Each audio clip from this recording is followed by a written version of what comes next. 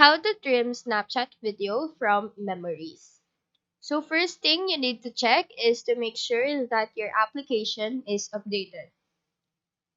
After checking that, go open Snapchat, click on the memory icon beside the camera circle, scroll down to find the video that you're going to edit, click on that, and then go to the pen icon, which is the edit icon.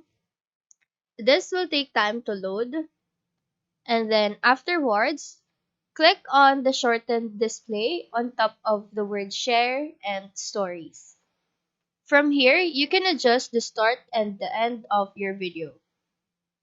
After editing, click on done and then proceed to save changes.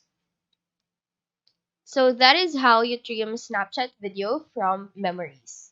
Do let us know if this video helped you out, and if you have any questions, feel free to drop them down below. Thank you for watching and have a great day.